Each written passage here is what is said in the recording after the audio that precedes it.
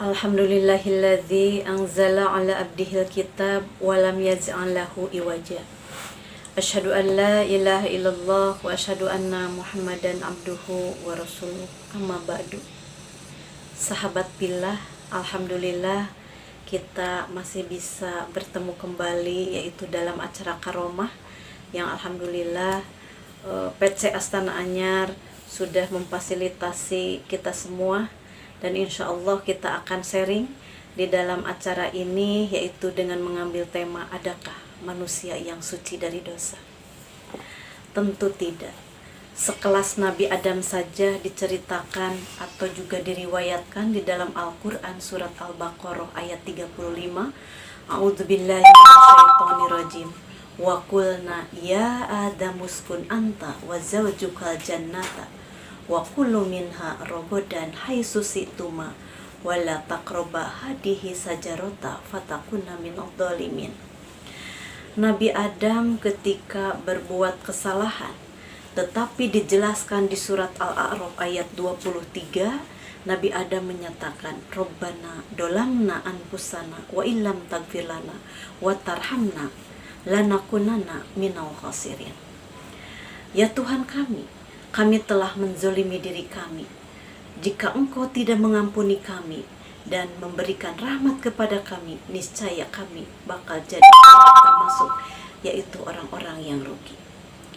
Nabi Adam ketika berbuat kesalahan, beliau langsung bertaubat. Makanya tidak ada manusia yang luput dari dosa. Kullu bani Adam khotoun wa khairun khotoina at-tawwabun. Setiap manusia itu bersalah dan sebaiknya kita harus bertaubat. Maka Allah mewajibkan kepada manusia, yaitu untuk melaksanakan sholat 5 waktu. Untuk apa? Itu adalah untuk menghapus dosa-dosa kecil kita. Seperti contoh ketika kita mencuci kerudung, terus si kerudung tersebut baru dipakai 1 kali, tentu saja dikucek-kucek, digantung, dijemur, beres. Tapi beda halnya ketika kita mencuci baju suami, terus penuh debu, penuh cat atau penuh oli, tentu itu akan berbeda. Dalam membersihkannya tidak seperti tadi, hanya dikucek-kucek saja, tetapi kita membutuhkan harus direndam, harus disikat, harus pakai baik clean dan sebagainya. Nah itulah ketika manusia berbuat kesalahan, dosa yang kecil, begitupun dosa yang besar. Nah, sekarang kita ada di bulan Ramadan. Tentu saja Ramadan ini kita semua harus melaksanakannya itu harus benar-benar melaksanakan dengan seikhlas hati. Dan juga kita tentu tahu bahwa di Indonesia itu kurang lebih kita melaksanakan saum itu 12 jam. Yang paling terasa apa? Tentu saja fisik. Biasanya kalau saya ketemu dengan ibu-ibu yang lain jam 7, wah semangat. Pokoknya ibu-ibu masih seger. Tetapi ketika ketemu lagi jam 4, ibu-ibu teh sudah loyo, lesu, ditanya pun tidak menjawab. Karena apa? Karena sudah lelah. Nah, maka dari itu ketika kita mengetahui ilmu yang sudah kita tahu bahwa menurut ilmu gizi itu setelah kita melaksanakan saum 2 minggu, berat badan kita harus turun 1 atau sampai 4 kilo. Nah, kalau saum kita boro-boro turun, kalau saumnya kita melaksanakan sesuai apa yang disebutkan ahli gizi tersebut, tentu akan berhasil. Ataupun ketika kita saumnya mengikuti ala Rasulullah, tentu saja itu akan berhasil. Tapi kan kita boro-boro seperti itu. Rasulullah buka dengan kurma. Kalaupun tidak ada kurma, Rasulullah berbuka dengan buah. Nah, kalau kita bisa kurma ada 1 kilo di meja. Terus buah-buahan ada, dilengkapi lagi dengan apa? Dengan gula, dengan susu. Belum lagi dengan topping-topping yang lainnya. Itu yang sunnah. Belum yang wajib.